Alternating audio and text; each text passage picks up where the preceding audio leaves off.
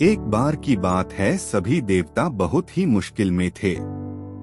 सभी देवगण शिवजी के शरण में अपनी मुश्किलों के हल के लिए पहुँचे।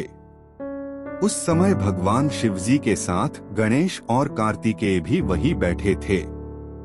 देवताओं की मुश्किल को देखकर शिवजी ने गणेश और कार्तिकेय से प्रश्न पूछा, तुम में से कौन देवताओं की मुश्किलों को हल करेगा और उनकी मदद करेगा? जब दोनों भाई मदद करने के लिए तैयार हो गए तो शिवजी ने उनके सामने एक प्रतियोगिता रखा।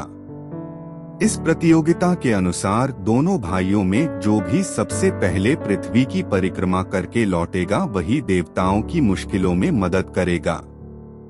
जैसे ही शिवजी ने यह बात कही, कार्तिकेय अपनी सवारी मोर पर बैठकर पृथ्वी की परिक्रमा करने चले गए।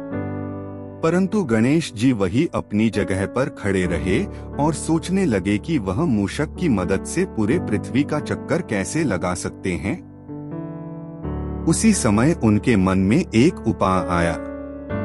वे अपने पिता शिवजी और माता पार्वती के पास गए और उनकी 7 बार परिक्रमा करके वापस अपनी जगह पर आकर खड़े हो गए।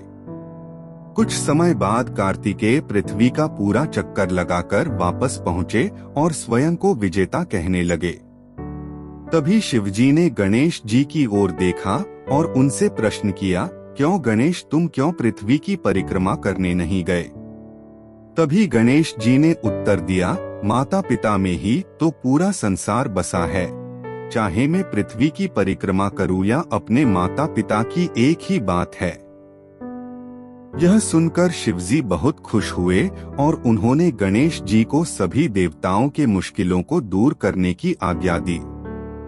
साथ ही शिवजी ने गणेश जी को यह भी आशीर्वाद दिया कि कृष्ण पक्ष के चतुर्थी में जो भी व्यक्ति तुम्हारी पूजा और व्रत करेगा उसके सभी दुख दूर होंगे और भौतिक सुखों की प्राप्ति होगी।